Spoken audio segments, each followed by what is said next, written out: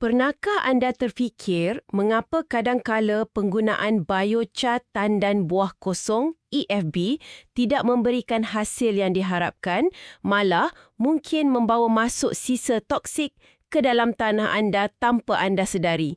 Kekal dengar jika anda berminat untuk mengelakkan kesilapan ini. Pada penghujung episod ini, kami akan mendedahkan satu nisbah campuran rahsia yang bukan sahaja menyelamatkan tanah anda, tetapi mampu menggandakan ketersediaan nutrien untuk jangka masa yang sangat panjang. Selamat datang ke episod podcast ini yang dibawakan oleh AGS Agriculture Global Solutions, rakan kongsi anda untuk amalan perladangan yang lebih baik di Malaysia. Terima kasih. Saya rasa topik hari ini memang sangat kritikal untuk ladang kita hari ini. Setuju. Jadi mari kita bincangkan satu kajian yang sangat baharu. Kajian ini diterbitkan pada tahun 2025, jadi ia baru setahun usianya memandangkan kita sekarang berada di tahun 2026. Penyelidiknya ialah Dorcas Blankson dari University of Cape Coast di Ghana. Ya, dan sebelum ada yang tertanya-tanya, kenapa kita bincangkan kajian dari Ghana pula ni? Biar saya jelaskan. Hasil dapatan ini sebenarnya sangat relevan untuk konteks Malaysia. Sebab profil tanah mereka hampir sama dengan kita, kan? Tepat sekali. Kajian ini menguji tanah tropika yang sangat berkerak, telah lama luluh hawa dan sangat berasid. Secara spesifiknya, tanah jenis acrysol dan feral soil. Dan kalau kita tengok peta tanah radang di Malaysia, inilah profil tanah yang paling banyak kita hadapi di ladang kelapa sawit kita. Betul. Jadi hari ini kita akan menapis segala termam amal yang rumit tu dan terus fokus kepada tindakan praktikal tentang macam mana anda boleh uruskan sisa ladang anda dengan betul. Baik, mari kita lihat isu pertama. Ramai pekebun kita ni menganggap semua biochar adalah sama. Asalkan ia dibakar menjadi hitam, mereka anggap ia pasti bagus untuk tanah. Ya. Itu satu salah faham yang sangat biasa. Maksud saya menghasilkan biochar dengan cara yang salah ni ibarat memanggang daging menggunakan plastik pembungkus. Bukannya sedap, malah beracun. Tapi sejauh mana bahayanya? Betul ke biochar yang kita bakar sendiri ni boleh jadi ancaman tersembunyi? Realitinya, ya. Ia boleh merosakkan tanah anda secara senyap. Tahu tak, dalam kajian Blankson ini, mereka tak sekadar melihat hasil akhir. Mereka membandingkan kaedah pembuatan biochar EFB itu sendiri. Maknanya cara ia dibakar? Ya, betul. Mereka menguji kualiti biochar dari reaktor komersial yang moden dan bandingkan dengan biochar yang dibakar menggunakan tanur tempatan biasa. Tanur biasa ni maksudnya macam lubang besar kat tanah atau tong drum yang pekebun selalu guna tu? Tepat. Pembakaran yang ambil masa berjam-jam secara perlahan tanpa sistem pengasingan wap yang teratur. Tunggu sekejap, biar saya fahamkan proses ini. Bila kita membakar sesuatu, asap dan wap itu bukannya terbang ke udara macam tu je ke? Macam mana ia boleh berpatah balik jadikan biochar tu bertoksik? Itu soalan yang sangat bagus. Konsep pembuatan biochar ni adalah melalui pirolisis, iaitu pembakaran dalam keadaan oksigen yang sangat terhad. Oh, okey. Jadi ia terbakar perlahan-lahan. Betul. Bila terbakar perlahan, bahan organik tu akan lepaskan gas dan wap tebal yang kita panggil syngas serta minyak tar. Kalau guna reaktor moden, wap ni disedut keluar. Tapi dalam tong drum biasa, Wap tu terperangkap didanam sekali dengan biochar. ya, wap yang padat dengan bahan kimia ini terperangkap. Dan bila proses tamat, api mula padam, biochar yang panas tu mula menyejuk. Okey, jadi apa berlaku bila ia sejuk? Semasa ia menyejuk, liang-liang mikroskopik pada biochar tu bertindak macam mesin vacuum. Ia menyerap semula segala wap beracun dan tar tadi ke dalam dirinya. Oh wow, jadi biochar tu secara harfiahnya menyerap asap beracunnya sendiri. Sangat mengejutkan kan? Dan kesannya kepada tanah kita sangat buruk. Kajian ini mendapati biochar dari tanur tempatan merekodkan lonjakan kandungan polycyclic aromatic hydrocarbons atau PAH yang sangat melampau. PAH, apa sebenarnya PH ni? Ia sebatian organik yang sangat toksik. Maksud saya, ia sisa pembakaran yang sama macam yang anda jumpa pada exhaust kereta. Tahap yang direkodkan mencecah 23.7 mg per kilogram. Gila. Itu mesti jauh melampaui had keselamatan antarabangsa? Memang jauh melepasi had. Jadi maknanya bila pekebun kita berhabis tenaga menabur biochar jenis ini ke pangkal pokok sawit, niat nak pulihkan tanah, mereka sebenarnya tengah tabur racun. Malangnya begitulah. PAH ni akan membunuh mikrob tanah yang baik. Mikrob ni ibarat sistem pencernaan luar untuk akar kelapa sawit. Tanpa mikrob yang sihat, akar tak dapat serap nutrien. Seriuslah? Habis tu, apa jalan penyelesaiannya? Berita baiknya, kajian ni tunjukkan satu jalan yang luar biasa selamat, pengkomposan EFB. Bila saintis uji kompos EFB yang dicampur najis ayam, mereka mendapati tahap bahan toksik macam PAH tu merekodkan bacaan sifar mutlak. Sifar toksik dan nilai pemakanannya pasti menakjubkan untuk tanah. Sangat menakjubkan. Ini pengajaran besar untuk pekebun di Malaysia. Kalau anda nak beli atau buat biochar EFB, anda mesti pastikan sistemnya ada pengasingan wap singgas. Kalau tak pasti, lebih baik fokus kepada kompos EFB saja. Jauh lebih selamat. Ya, jangan ambil risiko. Nota ringkas, beritahu kami dalam ruangan komen topik kelapa sawit apa yang anda mahu selepas ini, supaya kami buat episod ikut keperluan anda. Sila langgan saluran YouTube kami jika anda belum langgan, tekan suka dan tulis komen. Ini membantu saluran YouTube kami supaya kami terus menukar artikel saintifik kelapa sawit kepada bahasa yang mudah difahami dan senang dihadam. Baik, jadi kita dah tahu kompos adalah laluan paling selamat. Tapi dalam kajian ni, mereka tak berhenti setakat uji bahan je. Ya, saya dengar mereka uji di lapangan juga. Saya faham kompos tunggal tu bagus, tapi ada magic yang berlaku bila digabungkan dengan biochar yang bersih kan? Boleh anda terangkan? Memang ada magic. Penyelidik uji plot yang guna biochar saja, plot kompos saja dan plot campuran kedua-duanya. Penggunaan tunggal tu memang ada naikkan hasil. Tapi bila digabung, ia melonjak. Ya, lengkup pertumbuhan pokok terus melonjak ke tahap optimum. Untuk tanah tropika kita, titik paling optimum adalah gabungan biochar bersih dan kompos AFB diaplikasikan pada kadar 20 tan per hektar. 20 tan per hektar. Uish, itu bukan jumlah yang kecil. Kos logistik, tenaga kerja nak angkut bahan tu masuk ladang mesti tinggi. Adakah pulangan pelaburan ni betul-betul berbaloi? Sangat berbaloi. Sebab ia selesaikan masalah terbesar kita di negara tropika ni. Kehilangan nutrien akibat cuaca. Maksud anda, hujan monsun yang lebat di Malaysia ni? Betul. Bila anda letak kompos atau baja, ia penuh nutrien. Tapi ia sangat mudah dilarut resap atau hanyut di bawah air hujan masuk ke parit. Habis duit baja macam tu je. Jadi macam mana gabungan ni membantu? Di sinilah biochar main peranan. Kalau sebelum ni kita selalu bayangkan biochar macam span. Saya rasa analogi lebih tepat ialah ia bertindak macam terumbu karang di dasar laut. Terumbu karang? Menarik. Macam mana fungsi terumbu karang ni dalam tanah? Macam ni. Biochar ada struktur karbon yang keras, berliang halus dan tak mudah mereput.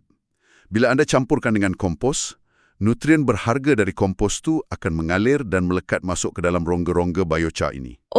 Jadi ia jadi tempat persembunyian yang selamat? Ya, struktur kekal macam terumbu karang yang lindungi mikrob dan nutrien dari dihanyutkan lautan air hujan lebat. Akar sawit nanti akan tumbuh keliling terumbu ni dan sedut makanan sikit-sikit ikut keperluan. Faham. Kompos tu makanan dan biochar tu macam peti besi kalis air yang simpan makanan tu. Tepat sekali. Pelaburan baja anda tak mengalir ke sungai. Selain selamatkan baja, adakah gabungan 20 tan per hektar ni ubah apa-apa dari segi kimia tanah akrisol kita yang memang terkenal berasik ni? Ya, kesan kimianya sangat drastik. Gabungan ni secara konsisten berjaya naikkan pH tanah, jadikan ia kurang berasik. Dan ini kunci untuk buka satu masalah besar tanah kita. Masalah apa tu? Ketersediaan fosforus. Kajian tunjukkan ketersediaan fosforus dan zinc dalam tanah melonjak naik mendadak dengan gabungan ni. Tunggu sekejap. Saya selalu terfikir, kalau ladang kurang fosforus, itu sebab hujan basuh baja tu. Adakah maksud anda, fosforus tu sebenarnya ada je dalam tanah, tapi akar sawit tak boleh serap? Itulah tanggapan yang selalu membelenggu pekebun kita. Realitinya lebih mengecewakan. Fosforus anda tak ke mana-mana pun. Biar betul, jadi ia tersangkut kat mana? Dalam tanah akrisol yang berasid ni, unsur aluminium dan besi sangat reaktif. ia bertindak macam gam super. Gam super ni mengikat rapat molekul fosforus tu. Jadi, walaupun kita tabur berlori-lori baja fosforus, Ia terus melekat dengan aluminium, jadi pepejal yang akar kelapa sawit tak boleh makan. Pokok anda kebuluran di tengah-tengah lautan makanan. oh wow. Tapi bila gabungan EFB ni masuk dan naikkan pH tanah, Persekitaran jadi kurang berasid. Perubahan pH ni memecahkan ikatan gam tadi. Ia bebaskan fosforus dari genggaman aluminium secara semula jadi. luar biasa. Sekadar tambahan di sini, memandangkan isu keasidan dan ketersediaan nutrien yang tersembunyi ni sangat teknikal, ujian tanah adalah sangat penting sebelum kita menabur sebarang pindahan atau baja. Betul tu, jangan buat andaian secara sembrono. Ya, ia beritahu anda tahap sebenar pH dan pastikan anda juga melakukan ujian daun bila sesuai untuk mengesahkan sama ada fosforus yang dibebaskan tadi benar-benar berjaya masuk ke dalam sistem pokok. Itu langkah yang paling bijak. Baik, kita dah selesaikan bahagian kimia. Mari kita beralih ke aspek fizikal tanah. Ramai pekebun kita mengeluh tanah liat keras macam batu, terutama lepas kemarau, dan becak teruk bila hujan. Boleh ke gabungan organik ni baiki fizikal tanah? Sangat boleh. Kajian ni buktikannya melalui ukuran ketumpatan pukal atau bulk density. Tanah yang padat tu kan, macam laluan traktor pengangkut buah yang dah bertahun-tahun kena gilis. Ya, bayangkan anda mampatkan sekepik roti sponge jadi senipis biskut. Itulah ketumpatan pukal yang tinggi. Bila tanah padat macam konkrit, air hujan tak boleh resap, merosakkan akar. Dan akar rambut kelapa sawit langsung tak lampu tembus lapisan keras tu nak cari air. Tapi dengan aplikasi 20 tan per hektar campuran biochar dan kompos EFB ni, ia merenggangkan semula zarah-zarah tanah tu. Tanah padat terus bertukar gembur. Bila gembur, keliangan udara meningkat. Akar dapat bernafas, air hujan tersimpan jauh kat dalam sebagai bekalan musim kemarau. Kelangsungan hayat pokok yang sebenar. Dan, tahu tak, ini membawa kita kepada satu penemuan alam sekitar yang sangat mengejutkan. Apa penemuan tu? Tanah yang padat tu sebenarnya penyumbang besar kepada gas rumah hijau. Sekejap. Macam mana tanah yang keras boleh keluarkan gas rumah hijau pula? Mekanismenya macam ni. Bila tanah mampat, oksigen tak dapat masuk. Jadi mikrob tanah yang perlukan oksigen tu akan mati. Okey, jadi siapa yang ambil alih tempat mereka? Bakteria anaerobik, iaitu bakteria yang hidup tanpa udara.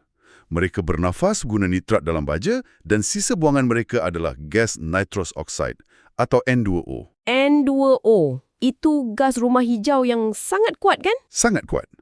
Tapi bila anda rawat dengan gabungan EFB tadi, tanah jadi gembur, oksigen masuk balik. Bakteria anaerobik tu tak boleh bertahan lah. Betul. Hasilnya, kajian merekodkan penurunan pelepasan N2O sebanyak 74% dan karbon dioksida sebanyak 50%. Anda naikkan hasil sambil pulihkan iklim. Penurunan 74% tu bukan angka yang boleh buat main-main. Memang besar impaknya. Tapi, mari kita kembali berpijak di bumi nyata. Okey, apa isunya? Dengar kebaikan kompos ni memang indah. Tapi buat kompos kat ladang ni makan ruang besar, ambil masa berbulan-bulan dan renyah. Kebanyakan pekebun kecil mungkin fikir, kenapa saya nak susahkan diri buat kompos berbanding tabur saja baja kimia dari guni? Di sinilah janji hook kita awal tadi perlu ditunaikan. Penyelidik sangat faham kesukaran ni. EFB memang lambat hancur. Jadi apa jalan penyelesaian mereka? Mereka uji pelbagai nisbah dan jumpa satu formula tepat untuk lajukan proses ni. Nisbah rahsianya adalah 1 bahagian EFB dicampur dengan 1.5 bahagian najis ayam. 1:1.5. Kenapa spesifik sangat nisbah ni? Apa berlaku pada tahap molekul? Ia tentang mengawal nisbah karbon kepada nitrogen. C/N ratio. Mikrob yang urai kompos perlukan diet seimbang. EFB tu sumber karbon keras, macam dinding kayu. Kalau biar dia mereput sendiri, mikrob kelaparan tenaga lah kan? Betul. Dan najis ayam pula penuh dengan nitrogen. Ia bertindak macam minyak petrol yang bekalkan tenaga melampau pada mikrob. Jadi kalau letak najis ayam je, terlalu panas, nitrogen meruap, hilang ke udara. Tapi pada nisbah 1:1.5 ni, Keseimbangan makanan berada pada takat paling sempurna. Mikrob membiak dengan sangat agresif. nisbah karbon dan nitrogen turun dengan cepat ke tahap ideal. Masa menunggu kompos matang jadi pantas, kualiti makronutrien terkunci teguh dan ia sedia untuk digaul bersama biochar sebagai terumbu karang tadi. Tepat, anda jimat masa, jimat tenaga. Perbincangan yang sangat membuka mata. Sedikit perubahan nisbah boleh lajukan kerja, jimatkan baja dari hanyut, malah kurangkan gas rumah hijau 74%. Banyak amalan tradisional kita yang merugikan sebenarnya. Ya, patut dinilai semula di ladang masing-masing. Jadi, apakah tindakan yang boleh anda mulakan esok pagi? Pertama, jika nak buat kompos EFB, campurkan dengan najis ayam pada nisbah tepat. 1:1.5. Jangan buang masa cuba nisbah lain. Kedua, sasarkan aplikasi gabungan biochar bersih dan kompos matang pada kadar 20 tan per hektar untuk pemulihan tanah jangka panjang. Dan untuk mudahkan semua perancangan kompleks ni, anda boleh daftar di cropdrive.ai. Sistem berasaskan kecerdasan buatan AI ini akan bimbing anda tentang amalan pembajaan dan kesihatan tanah langkah demi langkah. Jika ada soalan atau perlukan bantuan tafsir keputusan makmal tanah dan daun, pembantu digital Palmyra sedia membantu. Ia dibina oleh pasukan antarabangsa khusus untuk pekebun kecil Malaysia, sangat unik di dunia dan kosnya jauh lebih rendah dari upah perunding. Sertai ratusan pekebun kecil Malaysia yang dah guna CropDrive untuk naikkan pendapatan dan turunkan kos mereka. Ingat untuk melawat pembantu pertanian AI kami di cropdrive.ai untuk mengetahui lebih lanjut cara meningkatkan hasil sawit dan pendapatan anda. Terima kasih kerana mendengar.